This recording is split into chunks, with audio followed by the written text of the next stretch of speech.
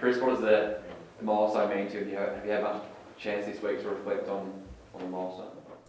A little bit this week, yeah, not so much before it. I tend to, these things do tend to sneak up on me because I try as much as possible to live in the moment and look forward to what I've got to do in my role with the players. But the club's been really good to me for such a long period of time, and especially the players. And I just feel an overwhelming sense of gratitude for the opportunity that I've been given. But it also has sunk in a little bit that when I walk out onto the ground, I see the Reg Hickey stand, just the enormity of the Hickey name in Geelong's history, and to be associated with that in sort of some way is very humbling. Zach Tui broke a record a few weeks ago, and he said something to the effect of, to be in any way associated with the name Steins is almost a little embarrassing. Well, yeah, that's even more so for me. But again, I am appreciative. There's a new stand going up. Is there any consideration of what it might be named? I reckon Selwood would be pretty high up there in the rankings. But no, if they're going to name anything after me, there's a few things internally here that are a little less visible that would be more appropriate.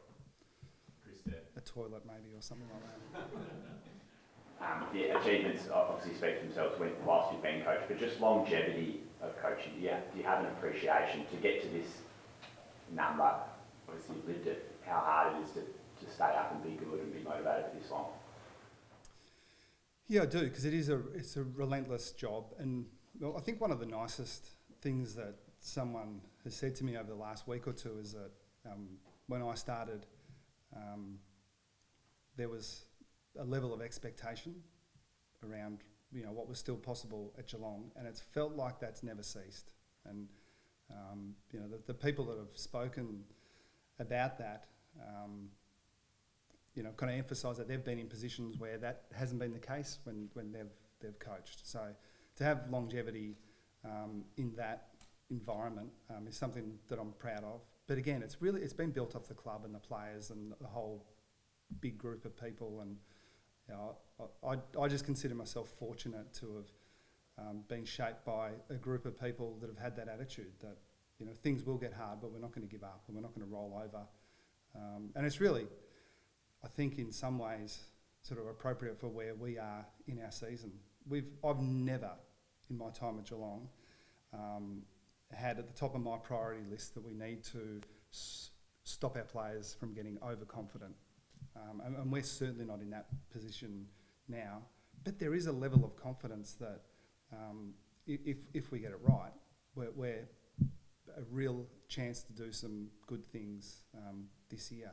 And it's felt like that my whole time. Even when we've had disappointing finishes to seasons, I've turned up the first day with the players and just sensed that they're up for it again. That's never wavered. And it's easy to say those things, but it's hard to do it over the course of a decade or so. How different is Chris Scott before game 305 to before game 1? Well, that is one thing that I have started to acknowledge a little bit more. I'm similar. I think I hoped in some space in the back of my mind at the end of 2022 that I'd turn up for round 1, 23, just feeling a little bit easier with things and a little less nervous and agitated. I just felt the same. And so I'm resigned to the fact that that's the way I'm going to feel before every game. And I think part of it's just my obligation that I feel to the players, that there's not that much that I can do for them game day, but I'm going to be as on as I possibly can be. And for me, that manifests in some nerves that I do my best to try to hide. So Mick Malthouse coached 718 games. Can you fathom that number, having reached a club record 305?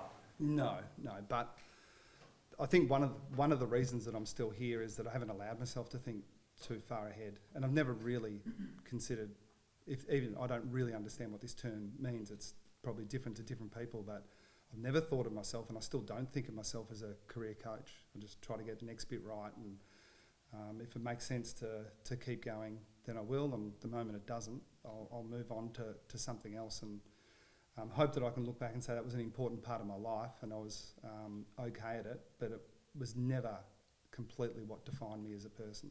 When you started assistant coaching at Freo, you even said then you weren't sure if you wanted to even do that job. So when did it become real that you could do this? I'm not even sure that it is now. It's just snuck up on me a little bit. But again, I think the attitude is one that I try to encourage with the players as well. And even assistant coaches, if you go in with this grand plan of how your career is going to progress, you're setting yourself up for disappointment because it's hard to manufacture those sort of situations and career progressions. The best policy is try to do the best job you possibly can in the moment. Try to do it in such a way where you enjoy it, because you'll have parts that you don't like. Like, that's just life in any job that is worthwhile. And when you put those things together for long enough, then good things should happen off the back of it. But you're right, I was a reluctant coach. Early on in my time at Freo, I worked out, hey, this is something I really do enjoy, and never had designs on being a head coach until a few weeks before I was appointed. I had to really think about it hard. And then I reckon it was a rare situation.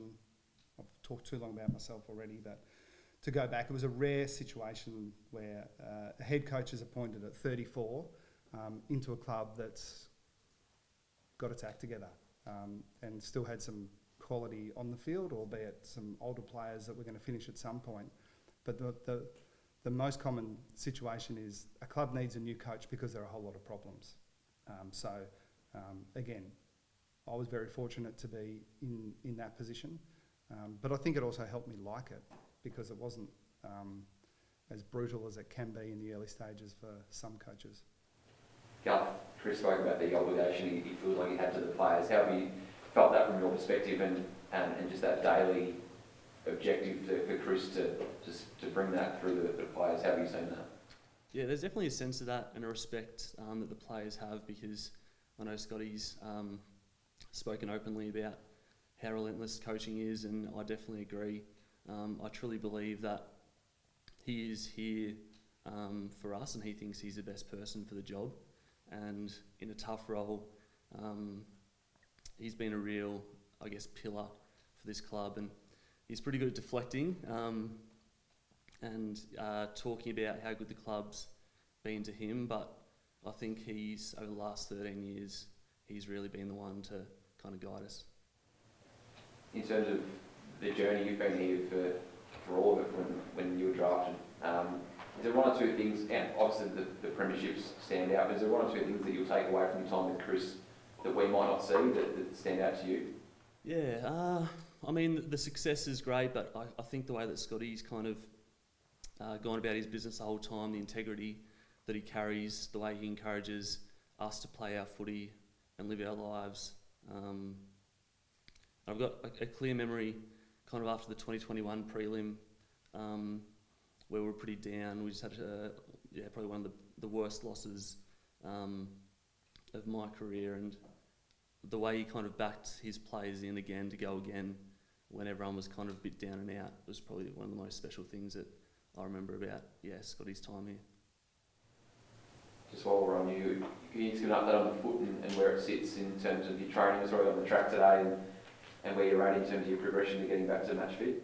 Yeah, it's feeling good. Kind of positive signs, I guess, going forward now. It's been a frustrating, I guess, stint for me, not being able to get out on the field much this year, but it's kind of coming together now, and kind of got one eye on late rounds in the season to hopefully come back and contribute. I know I want to be there, but at the same time, I want to be able to contribute something positive to the team and not just come in because I've kind of played a lot of footy previously. So I guess that's the driving factor for me to come back in and be able to give something of myself and offer something to the team.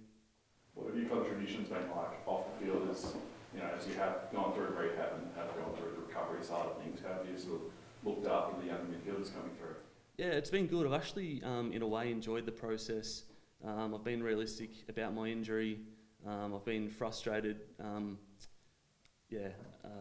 get me wrong on that, but I've kind of enjoyed sitting back and watching things develop from a different side, kind of trying to help Sean Gritty out in the midfield as much as I kind of can, and he's always really open and positive about getting players' thoughts. So been ticking away at that a little bit, but at the same time, I'm not sure I could see myself doing too much coaching, so not getting involved too much.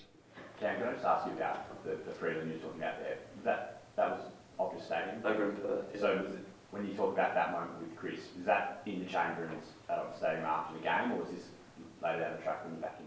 Nah, straight after the game, we were kind of in an auditorium set up like this, and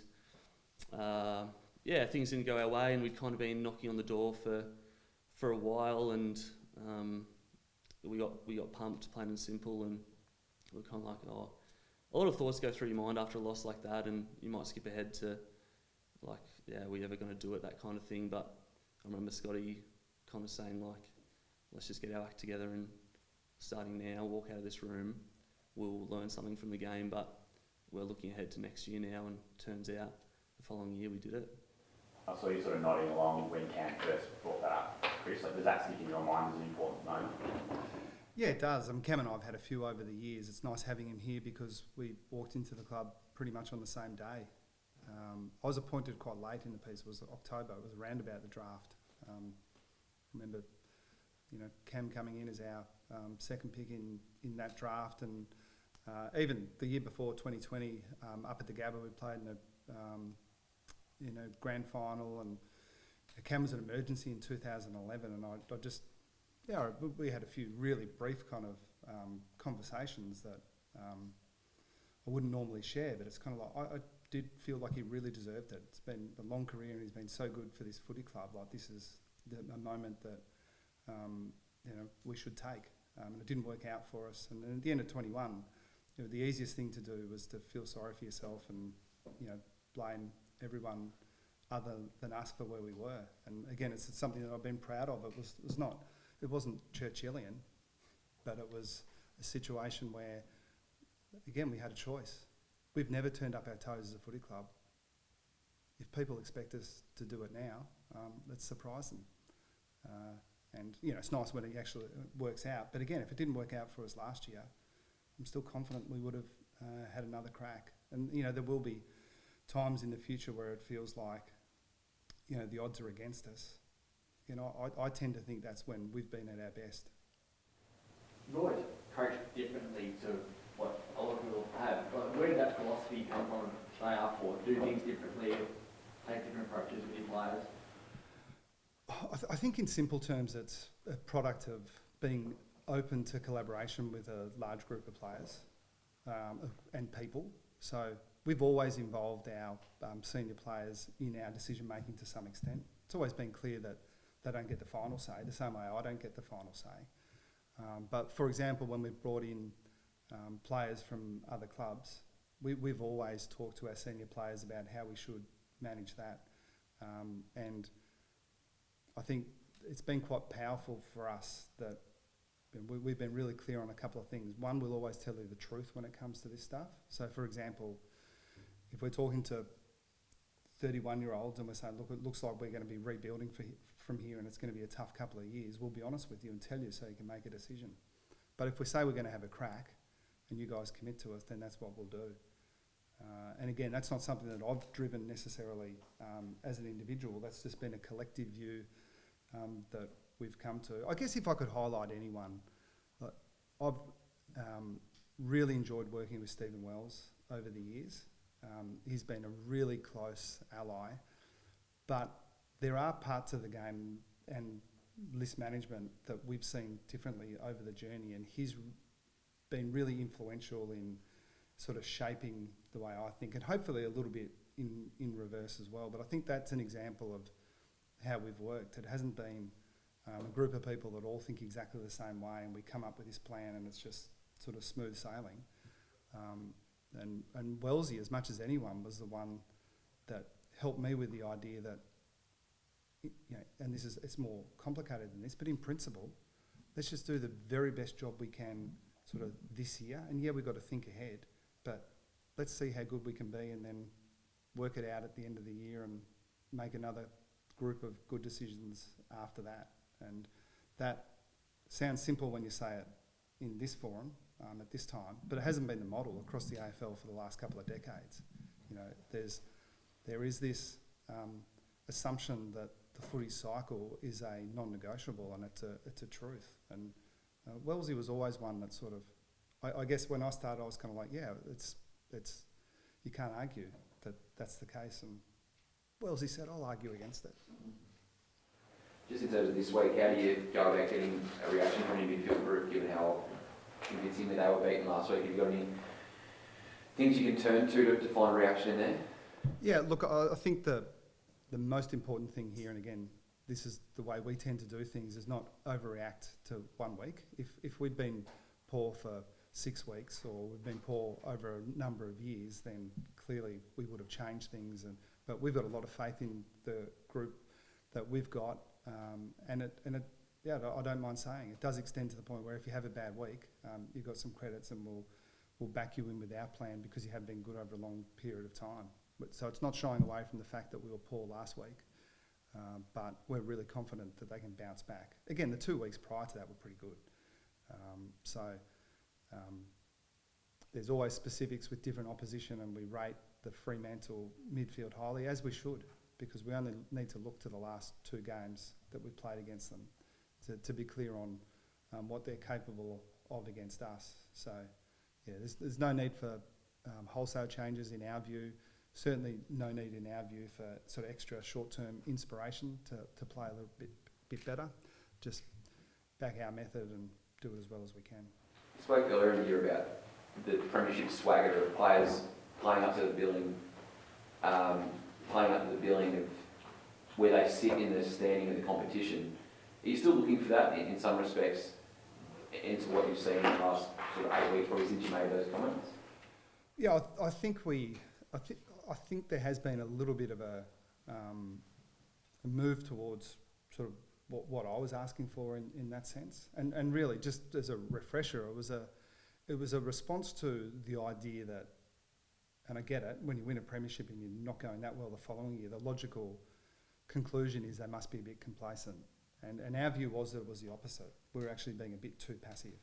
And we didn't play well last week, but we had a chance to win the game late, so it wasn't a disaster. But yeah, we again, and it's been true of all my time in Geelong, especially the last sort of 6 or 7 years. Sometimes I think some of our players need a reminder how good they are.